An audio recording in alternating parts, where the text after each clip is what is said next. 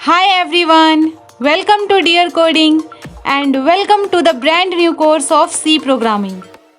Form of a C program या फिर basic structure of a C program. Every C program follows a basic structure. हर एक C program एक basic structure follow करता है. इसे form of a C program बोलते हैं. Form of a C program indicates how it has to be written or typed. मतलब हर एक C programme एक बेसिक स्ट्रक्चर फॉलो करता है कि इसको ऐसे लिखा जाना चाहिए, उसमें ये सब आना चाहिए, इस तरह से आना चाहिए, पहले ये आना चाहिए, बाद में ये आना चाहिए. जैसे हर एक सी प्रोग्राम में मेन फंक्शन होना चाहिए क्योंकि हर सी प्रोग्राम का एग्जीक्यूशन मेन फंक्शन से ही स्टार्ट होता है. मतलब जब भी कोई सी प्रोग्राम रन किया जाता है तो सबसे पहले मेन फंक्शन के पास पहुंचा जाता है और इस मेन फंक्शन के अंदर प्रेजेंट सभी स्टेटमेंट्स को लाइन बाय लाइन रन किया जाता है और सभी स्टेटमेंट के एंड में एक सेमीकोलन लगाया जाता है. इससे वह स्टेटमेंट टर्मिनेट हो जाता है. कैसे पता चलेगा कि स्टेटमेंट 1 और स्टेटमेंट 2 दो अलग स्टेटमेंट्स हैं? इस सेमीकोलन की वजह से. स्टेटमेंट 1 और स्टेटमेंट 2 के बीच में जो यह सेमीकोलन लगा हुआ है, इससे पता चलता है कि ये दो अलग स्टेटमेंट्स हैं.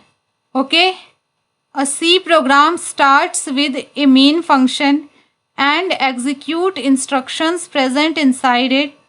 Each instruction is terminated with a semicolon. अब सी में सभी फंक्शंस का एक रिटर्न टाइप होता है. रिटर्न टाइप बताता है कि एक फंक्शन के अंदर के सभी स्टेटमेंट्स के एग्जीक्यूट होने के बाद वह फंक्शन किस टाइप की वैल्यू रिटर्न करेगा. क्योंकि इस फंक्शन के सभी स्टेटमेंट्स एग्जीक्यूट हो गए हैं तो अब इस फंक्शन से कंट्रोल बाहर आ जाएगा. तो क्या जाते जाते यह फंक्शन कोई वैल्यू रिटर्न करना चाहता है? अगर हाँ, तो किस टाइप की वैल्यू रिटर्न करना चाहता है वह रिटर्न टाइप यहाँ फंक्शन के आगे लिखा जाता है. जैसे अगर एक फंक्शन कोई इंटीजर वैल्यू रिटर्न करता है तो इस फंक्शन के आगे हम इंट लिख देंगे. अगर एक फंक्शन कोई फ्लोट वैल्यू रिटर्न करता है तो उस फंक्शन के आगे फ्लोट लिख देंगे. अगर वह फंक्शन कोई कैर टाइप का वैल्यू रिटर्न करता है तो इस फंक्शन के आगे कैर लिख देंगे. एक फंक्शन कौन सा वैल्यू रिटर्न करता है वह उस फंक्शन के नाम के आगे लिखना होता है. अगर एक फंक्शन कोई वैल्यू रिटर्न नहीं करता तो उस फंक्शन के नाम के आगे हमें वॉइड लिखना होता है.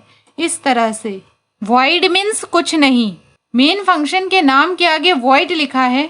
इसका मतलब है कि मेन फंक्शन के अंदर के जब सभी स्टेटमेंट्स एग्जीक्यूट हो जाएंगे तो यह फंक्शन कुछ रिटर्न नहीं करेगा. पर यह स्टैंडर्ड वे नहीं है एक सी प्रोग्राम में मेन फंक्शन को लिखने का. स्टैंडर्ड वे यह है कि मेन फंक्शन से एक इंटीजर वैल्यू रिटर्न होना चाहिए.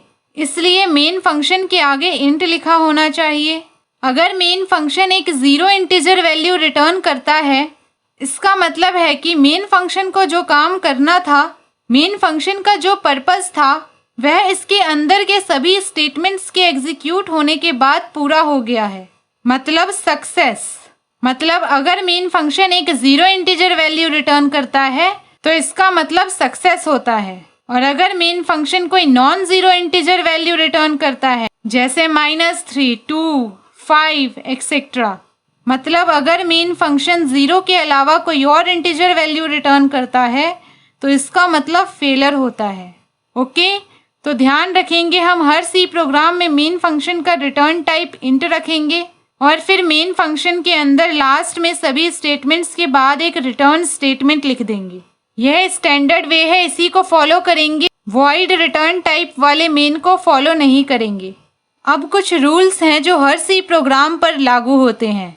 There are certain rules about the form of a C program that are applicable to all C programs. पहला रूल जो कि मैं आपको कई बार इस वीडियो में बता चुकी हूँ, every programs execution begins with main function. हर सी प्रोग्राम का एग्जीक्यूशन मेन फंक्शन से स्टार्ट होता है. दूसरा रूल आपको पढ़कर खुद ही समझ आ जाएगा. Each instruction in a C program is written as a separate statement. एक सी प्रोग्राम में हम हर एक इंस्ट्रक्शन को एक सेपरेट स्टेटमेंट में लिखते हैं. एक स्टेटमेंट खत्म हो गया है और दूसरा स्टेटमेंट शुरू हो गया है, ये कैसे पता चलता है? इस सेमीकोलन से. हर एक स्टेटमेंट के एंड में एक सेमीकोलन लगाया जाता है. Instructions are executed in the same order in which they are written. जिस ऑर्डर में ये इंस्ट्रक्शंस लिखे हुए हैं उसी ऑर्डर में ये एग्जीक्यूट होते हैं। स्टेटमेंट 1 स्टेटमेंट 2 से पहले लिखा है, तो जब इस सी प्रोग्राम को रन किया जाएगा तो स्टेटमेंट 1 पहले एग्जीक्यूट होगा, उसके बाद स्टेटमेंट 2 एग्जीक्यूट होगा, क्योंकि स्टेटमेंट 2 स्टेटमेंट 1 के बाद में लिखा है। फिर स्टेटमेंट 2 के बाद स्टेटमेंट 3 एग्जीक्यूट होगा। मतलब instructions line by line sequence में एग्जीक्यूट होते हैं। जैसे यहाँ मैं आपको एक एग्जाम्पल देकर समझाती हूँ। यहाँ पर अभी 2 स्टेटमेंट्स हैं, मैं एक स्टेटमेंट और लिखती हूँ। मैं यहाँ इस प्रिंटफ वाली लाइन पर कहीं भी कर्सर रखूँगी, उसके बाद alt shift down arrow press कर दूँगी अपने कीबोर्ड पर और यह डुप्लीकेट हो गया। अब मैं यहाँ सेकंड स्टेटमेंट में हेलो वर्ल्ड की जगह हेलो डियर कोडिंग लिखती हूँ और अब मैं इसको रन करती हूँ। यहाँ डाउनवर्ड एरो पर क्लिक करूँगी, उसके बाद रन कोड। यहाँ टर्मिनल टैब में मुझे आउटपुट मिल गया है। यहाँ पर पहले हेलो वर्ल्ड लिखा हुआ है, उसके बाद यहाँ पर हेलो डियर कोडिंग लिखा हुआ आया है। ऐसा इसलिए क्योंकि प्रिंटफ हेलो वर्ल्ड वाला स्टेटमेंट पहले लिखा है और प्रिंटफ हेलो डियर कोडिंग वाला स्टेटमेंट बाद में लिखा है। तो यही मैं आपको समझा रही हूँ कि हम अपने सी प्रोग्राम में इंस्ट्रक्शंस उसी ऑर्डर में लिखेंगे जिस ऑर्डर में हम उनको एग्जीक्यूट करना चाहते हैं। ऑल राइट, नेक्स्ट रूल है blank spaces may be inserted between 2 words to improve the readability of the statement. मतलब हमारे सी प्रोग्राम में हम 2 वर्ड्स के बीच में स्पेस देंगे ताकि हमारे प्रोग्राम की रीडेबिलिटी बढ़ जाए, हमारे प्रोग्राम को पढ़ना आसान हो। जैसे यहाँ हैज़ इंक्लूड के बाद यहाँ एंगल ब्रैकेट से पहले स्पेस दिया गया है, स्पेस लगाने से ये ज़्यादा रीडेबल है। उसी तरह से मैं चाहूँ तो यहाँ पैरेंथेसिस और करली ब्रेसेस का स्पेस भी ये गायब कर सकती हूँ, पर मैं यहाँ एक स्पेस दे दूँगी। ओके, अब नेक्स्ट रूल देखते हैं। All statements should be in lower case letters. C एक केस सेंसिटिव लैंग्वेज है, मतलब सी प्रोग्राम में हम हर इंस्ट्रक्शन लोअर केस लेटर्स में ही देंगे। जैसे यहाँ सभी keywords include, stdio.h, int, main, printf, return सब कुछ लोअर केस में लिखा हुआ है। मान लो हमने यहाँ इंट में सब कैपिटल कर दिया, capital I, capital N, capital T। Let's say main में भी सब कैपिटल कर देते हैं, MAIN ऑल कैपिटल। अब प्रोग्राम रन करते हैं, रन कोड। और अब की बार हमें यहाँ टर्मिनल टैब में hello world, hello dear coding का आउटपुट नज़र नहीं आ रहा है। क्या आपको नज़र आ रहा है? नहीं। तो अभी आउटपुट की जगह क्या है? यहाँ एरर है और यहाँ इंट पूरा रेड हुआ पड़ा है और यहाँ एरर में लिखा आ रहा है कि कौन सा एरर है ये, unknown type name int. Compiler बोल रहा है भाई ये कौन सा नया टाइप लेकर आए हो, capital I, capital N, capital T। हम नहीं जानते इसको, गलत है ये। और ये हमें यह भी बता रहा है कि एरर कहाँ है। यह जो hello world dot C file है, hello world dot C file है, इसमें जो थर्ड लाइन है, इसमें जो थर्ड लाइन है, इसमें जो फर्स्ट वर्ड है, यह जो फर्स्ट वर्ड है INT, इसमें एरर है, यह गलत है, इसको चेंज करो। ऐसा कोई डेटा टाइप नहीं है सी में, ठीक है। तो हमें अपने सी प्रोग्राम में सभी कीवर्ड्स लोअर केस में लिखने हैं, नहीं तो इस तरह से रेड एरर आ जाएगा। और क्योंकि यहाँ इंट का केस बदलने से, लोअर केस से अपर केस करने से आउटपुट बदल गया। पहले बढ़िया hello world, hello dear coding output आ रहा था, पर केस बदलने के बाद एरर आ गया। इसीलिए सी एक केस सेंसिटिव लैंग्वेज है। सी प्रोग्राम में कीवर्ड्स का केस बदलोगे तो फ़र्क पड़ेगा। अच्छा, अब आप सोच रहे होंगे, या क्या पता नहीं भी सोच रहे हो, फिर भी मैं बता देती हूँ। हमने यहाँ मेन को भी तो कैपिटल कर दिया, पर मेन के बारे में तो यहाँ पर कोई रेड एरर नहीं दिख रहा है। ऐसा भेदभाव क्यों? ऐसा इसलिए क्योंकि मेन तक अभी कंपाइलर पहुँचा ही नहीं है। मैंने अभी आपको बताया ना कि सी में सभी instructions line by line execute होते हैं। कंपाइलर को पहले यह दिखा, इसमें उसे कुछ गड़बड़ नहीं लगा, उसके बाद वह नेक्स्ट लाइन में आया, यहाँ पर उसे सबसे पहले इंट दिखा, तो इसमें उसे लगा भाई ये तो कुछ नया है, ये गड़बड़ है, तो यहीं अटक गया वो और एरर थ्रो कर दिया, आगे मेन के पास बढ़ ही नहीं पाया। इंट तक ही कंपाइलेशन रुक गया। तो अब इंट को ठीक कर देते हैं, small I small N small T. Main को अभी कैपिटल ही रहने देते हैं और कोड रन करते हैं। Run code. अब आई ना मेन की बारी। यहाँ देखो कोई एग्जीक्यूटेबल फाइल जनरेट ही नहीं हुआ। जब भी पहले हम रन कोड करते थे तो यहाँ helloworld.exe करके एक फ़ाइल जनरेट होता था। वही फाइल रन होकर के हमें यहाँ टर्मिनल टैब में आउटपुट मिलता था। मैंने आपको बताया था ना कि एक सी प्रोग्राम मेन फंक्शन से ही एग्जीक्यूट होना स्टार्ट करता है और हर सी प्रोग्राम में कम से कम एक फंक्शन होना ही चाहिए और वह फंक्शन है स्मॉल main मेन। पर इस सी प्रोग्राम में कोई मेन फंक्शन नहीं है। कोई स्मॉल main मेन फंक्शन इस सी प्रोग्राम में नहीं है। याद रखना, कैपिटल main और स्मॉल main दोनों अलग है। ओके, तो इस सी प्रोग्राम में कोई स्मॉल main मेन फंक्शन नहीं है, तो इसीलिए .exe फाइल जनरेट नहीं हुआ।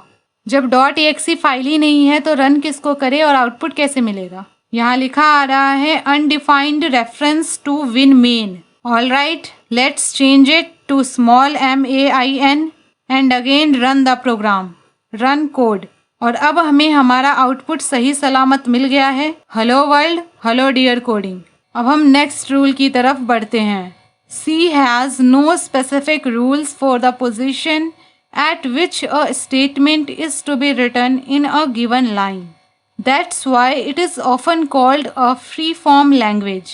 मान लीजिए यह printf के आगे मैं बहुत सारा स्पेस ऐड कर दूं कीबोर्ड पर टैब बटन प्रेस कर करके, या फिर मान लीजिए मैं सारा स्पेस ही ख़त्म कर दूं और इसको यहाँ करली ब्रेसेस से चिपका दूं, या फिर मैं यहाँ पर बहुत सारा एंटर प्रेस कर दूं। It doesn't matter to C language. C एक फ्री फॉर्म लैंग्वेज है। इस प्रिंटफ स्टेटमेंट को मैं यहाँ इस लाइन में स्टार्टिंग से लिखना स्टार्ट करूँ, या फिर एक टैब स्पेस दबाकर मैं यह स्टेटमेंट लिखना चालू करूँ, या फिर 2 टैब स्पेस दबाकर मैं यह स्टेटमेंट लिखना चालू करूँ, या फिर एंटर दबाकर नेक्स्ट लाइन से यह स्टेटमेंट लिखूँ। It's all same. पर हमारी रीडेबिलिटी के लिए यह अच्छा नहीं है कि यहाँ इस लाइन के बाद सिर्फ एक एंटर, पर इस लाइन के बाद इतने सारे एंटर। इन दोनों स्टेटमेंट से पहले एक टैब का स्पेस, पर इस स्टेटमेंट के आगे 2 टैब का स्पेस। पूरा अनइवन है। अगर हम प्रॉपर आइडेंटिफिकेशन के साथ सी प्रोग्राम बनाते हैं तो हमें कोड को रीड करने में आसानी होती है। ऑल राइट, नेक्स्ट रूल है every statement must end with a semicolon. Thus semicolon acts as a statement terminator. यह मैं आपको पहले भी बता चुकी हूँ कि हर एक स्टेटमेंट लिखने के बाद एंड में सेमीकोलन लगाना नहीं भूलना है, एरर आ जाएगा। याद रखना है इसको। काफ़ी कॉमन और इम्पॉर्टेंट एरर क्वेश्चन है ये। कई बार बड़े बड़े प्रोजेक्ट्स भी सिर्फ एक छोटे से सेमीकोलन की गलती की वजह से रन नहीं हो रहे होते हैं।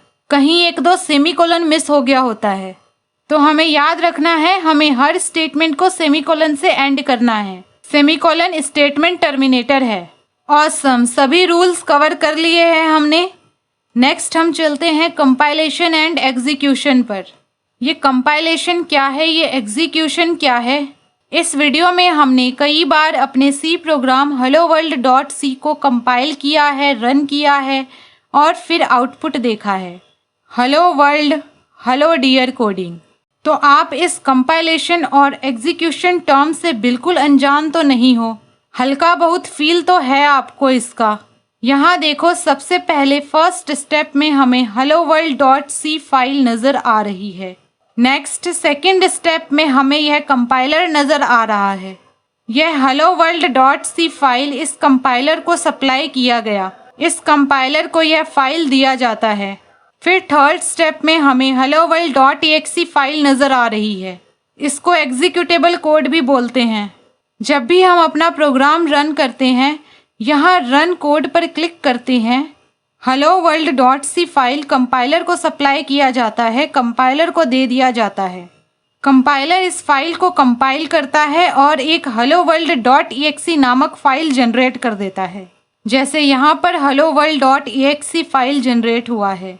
फिर हम helloworld.exe फाइल को रन करते हैं और हमें आउटपुट मिल जाता है। पर ऐसा क्यों? क्यों हमें hello world dot C file को रन करवाने के लिए पहले कंपाइलर के पास कंपाइल होने के लिए भेजना पड़ता है? हम डायरेक्टली डॉट सी फाइल को रन क्यों नहीं कर सकते? डॉट एक्सी फाइल में ऐसा क्या खास है जो डॉट सी फाइल में नहीं है? Let's explore. जब हम प्रोग्राम टाइप कर लेते हैं, hello world dot C file ready है। जो भी काम हमें अपने कंप्यूटर से करवाना है इस hello world dot C program के थ्रू, उसके लिए हमने इस प्रोग्राम में सभी इंस्ट्रक्शंस लाइन बाय लाइन लिख दिए हैं। तो अब जब हम इस hello world dot C file को कंप्यूटर जी के पास लेकर जाते हैं और बोलते हैं, कंप्यूटर जी जो भी मुझे आपसे करवाना है वो मैंने इस हेलो वर्ल्ड डॉट सी नामक फाइल में लिख दिया है, आप यह सब मुझे करके दिखाओ। कंप्यूटर जी यह फाइल लेते हैं पर उन्हें इस फाइल में कुछ भी समझ नहीं आता है। उसे नहीं समझ आता ये अल्फ़ाबेट्स, ये नंबर्स, ये स्पेशल सिंबल्स। क्यों? क्योंकि उसे सिर्फ दो बातें समझ में आती हैं, switch off, switch on. Bulb या पंखा आप अपने घर में चालू बंद करते हो ना? हाँ, तो कंप्यूटर को बस यही दो चीज़ें समझ में आती है, switch off, switch on. Let's say switch off को बोल दिया 0 और स्विच ऑन को बोल दिया 1, तो कंप्यूटर को सिर्फ यही 0, 1 और इसका कॉम्बिनेशन समझ में आता है। जैसे आपको कोई दूसरी भाषा जैसे फ्रेंच, स्पेनिश या कोई और भाषा जो आपको नहीं आती, उसमें आकर कोई आपसे बोले कि भाई चाय बना दे, आपको नहीं समझ आएगा वो क्या बोल रहा है क्योंकि आपको उसकी भाषा नहीं आती। तो हम क्या कर सकते हैं, कोई दूसरा बंदा जिसको फ्रेंच भाषा आती हो उसको बुला सकते हैं, वह ट्रांसलेटर का काम करेगा। उसे समझ में आ जाएगा कि वो फ्रेंच बोलने वाला इंसान आपसे चाय बनाने के लिए बोल रहा है, तो यह ट्रांसलेटर वाला बंदा आपको हिंदी में कन्वर्ट करके समझा देगा। ऐसे ही कंपाइलर यहाँ पर उस ट्रांसलेटर वाले बंदे के जैसा काम कर रहा है। यह hello world dot C file जो ह्यूमंस यानी हमें समझ में आती है, इसको कंपाइलर 01 की भाषा में यानी hello world dot exe file में कन्वर्ट कर देता है। यह hello world dot exe file जिसके अंदर 01 का कॉम्बिनेशन लिखा हुआ है, यह कंप्यूटर को समझ में आता है, यह मशीन की भाषा है। ओके, तो कंपाइलर का डेफिनेशन क्या हो गया? Compiler is a computer program that translates C source code into machine code. Compiler वह कंप्यूटर प्रोग्राम है जो सी सोर्स कोड को मशीन कोड में ट्रांसलेट कर देता है, राइट? तो मैंने आपको जो अभी समझाया हिंदी भाषा में, वही यहाँ पर मैंने अंग्रेज़ी में लिखा है। When the program has been typed, it needs to be converted to machine language instructions before the machine can execute it. जब हम अपना प्रोग्राम टाइप कर लेते हैं तो इससे पहले कि मशीन उस कोड को एग्जीक्यूट कर पाए, उससे पहले इस प्रोग्राम को मशीन लैंग्वेज इंस्ट्रक्शंस में कन्वर्ट करना होता है। The program used to carry out this conversion is called compiler. और जो कंप्यूटर प्रोग्राम यह कन्वर्जन करता है और जो कंप्यूटर प्रोग्राम सोर्स कोड को मशीन कोड यानी एग्जीक्यूटेबल कोड में कन्वर्ट करता है, उसे हम कंपाइलर बोलते हैं। और जिस कंप्यूटर प्रोग्राम में हम अपना सी प्रोग्राम टाइप करते हैं उसे हम एडिटर बोलते हैं। Editor is a computer program where we type our C program. जैसे VS कोड एक एडिटर है, VS कोड एडिटर में जस्ट हमने अपना कोड लिखा है, बस ये लिखने के काम आया है, that's it, it's just a text editor. और हेलो वर्ल्ड डॉट सी हमारा जस्ट एक प्लेन टेक्स्ट फाइल है। हेलो वर्ल्ड डॉट EXE हमारा एग्जीक्यूटेबल फाइल है। यह फाइल हम अपने फ्रेंड्स वगैरह को डिस्ट्रीब्यूट भी कर सकते हैं। और जो हमने पिछले लेक्चर्स में मिंजी WW64 GCC इंस्टॉल किया था, वह कंपाइलर है। अब सोर्स कोड और मशीन कोड का डेफिनेशन मैंने यहाँ पर लिख दिया है। मे बी आपके कॉलेज सेमेस्टर एग्ज़ाम्स में यह पूछ लिया जाए, क्योंकि सेमेस्टर एग्ज़ाम्स में ऐसे थ्योरी बेस्ड क्वेश्चंस काफ़ी आते हैं। तो सोर्स कोड क्या होता है? The code that we write in the code editor is called source code. जो कोड हम कोड एडिटर में लिखते हैं उसे हम सोर्स कोड बोलते हैं। यहाँ hello world dot C file हमारा सोर्स कोड है।